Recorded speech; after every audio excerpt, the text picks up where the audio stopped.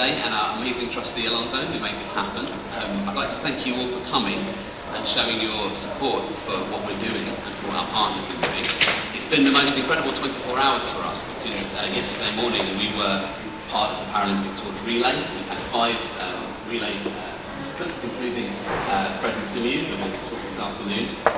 And we have had an absolute explosion of interest from the media because of that. We've been all over the newspapers, the broadcast media as well. So it's been a real game changer for us being part of the Paralympics. And that's one of the reasons why we wanted to celebrate here this evening. So I'm not going to say any more at this stage. I'll say a few more words at the end. What I'm going to do now, assuming it's all mic'd up, is hand over to Fred. Fred is a very inspirational figure. He is the executive director of our partner, Andy, which works in Kenya with disabled youth on a whole host of issues. I was visiting Nairobi earlier this year and met Fred's team and saw that the breadth of the work that they're doing. And one of their particular focuses is on sport and the role that sport has in promoting positive outcomes for disabled youth. So without any more ado, I'm just going to ask Fred to say a few words about what he's been doing here and what Andy does. Thanks very much. Thank you so much.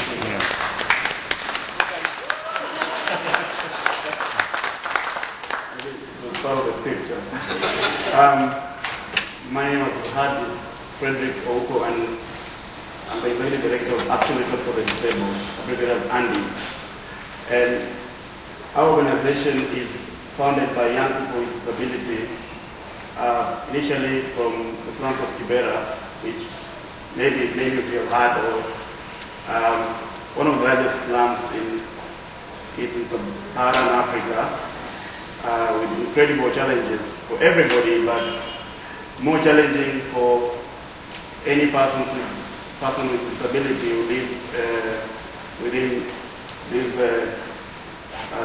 space that doesn't have proper infrastructure. So our organization works around how do we provide opportunities for these particular young people who most of the time do not get the attention of policymakers, for instance, or huge development organizations, because they might not have the capacity to come up with high-level projects to attract these huge organizations. And particularly, we've been interested on how do we facilitate opportunities through sports. How do we facilitate opportunities through economic empowerment, given that for any person, even if you have no disability, you have to worry about how you're going to get your next meal. And if any development work is going to continue without having that in mind, I can guarantee you, because I've done some work around Kenya, that it's headed nowhere. So we try to work around building the capacities of these particular young people to be able to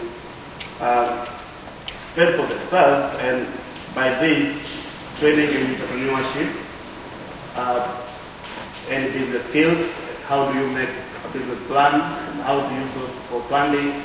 And in most of the time, which our projects also supports them with initial startup capital, which then they are able to implement the idea, and that turns back to help them have income, sustainable income, so that they don't necessarily continuously depend on us as an organization, because ours, we can only do that much. And doing all this and having, because resources are a difficult thing to come by, especially if you're working in development work and in a developing country, and you're working with a group that has been hugely marginalized, not only in Kenya, not only in Africa, but worldwide. Then you have to be careful about what you're proposing to people and what you strategize a way that will help people come out of poverty. And to find partners that you can work with and that understands that actually that's what needs to be changed, and you need to work alongside people but not direct people on what to do, is one of the challenging things that I've found out. My few years in working in development work, especially disability work in Kenya. And this brings me to the fact that we've been able to work and are actually working with AbleChildAfrica to ensure that there is a continuous way that we look at what are the problems facing young people with disabilities, say in Kenya, and our projects, and one of our greatest projects together working with AbleChildAfrica is Sports for Health, which generally is built around how do we create positive change within the community, this particular community, and by and large in Kenya, by instilling a sense of discipline, confidence, and skills in young people that they know by virtue of being a person with disability, that's not the end, but I can actually invest my time and use my talent towards earning us a decent livelihood. And you'll be surprised the fruits that you can see from this particular small single project that we are working on with AbleChildAfrica, which allows young people space, gives them a platform to practice sports, and that would be wheelchair basketball, swimming, volleyball, and table tennis, and you get to understand that actually people lack opportunities for them to progress. And when you look at this, that from the hundreds of young people we work with, you have people who now can go and apply for jobs after getting tutored on how to write a CV, how to go through an interview and actually convince a potential employer that you can actually work than sitting in an office because you're a person with disability. It brings out that attitudinal change both for employers and also the general community, because these particular participants come from communities, families, and when these families are able to see that our kid can bring something on the table while we did perhaps invest in him or her, thinking that that was the end by being a person having a disability, then it creates a difference, because within these families we have people also working, say, in companies, and they begin to have conversations that then changes attitudes across board, and we begin to see people being employed. And we also take quite a considerable time to talk to employers to make them understand that we need to provide opportunities, we need to employ people based on their skill and qualification, other than just looking at them having a disability.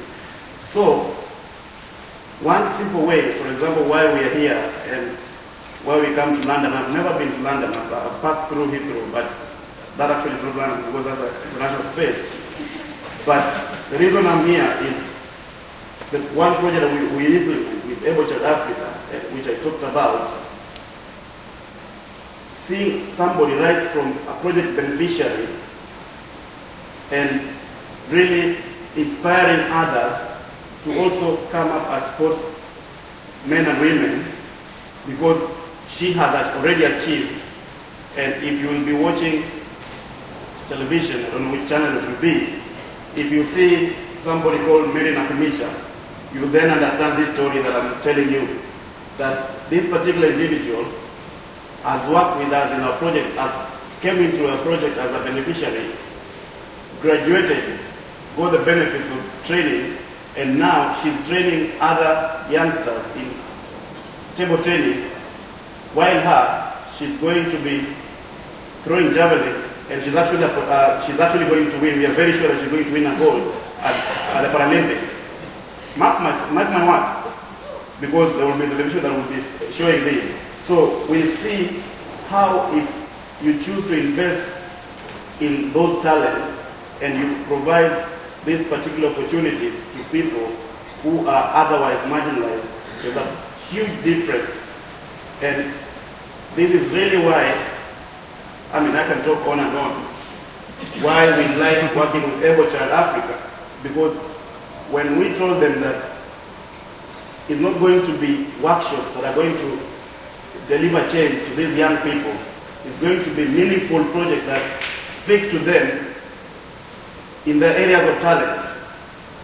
And when they say, yeah, we can work with you, and we actually started that work, 1 year and a half down the line on this particular project, we can actually mention to you particular names of people who are in government offices now working from our project. We can tell you people owning particular businesses in Nairobi from the work that we do with AbleChildAfrica. And it's really inspiring how people never know that sports can actually create change. And I believe if you want to know more why we think that sports makes a huge difference to the lives of persons with disability, there is a possibility of interacting with AbleChildAfrica and us just to really know how exactly this is being done and why we are in London now, because of that particular aspect that we chose to empower persons with disability in Kenya. Thank you for listening.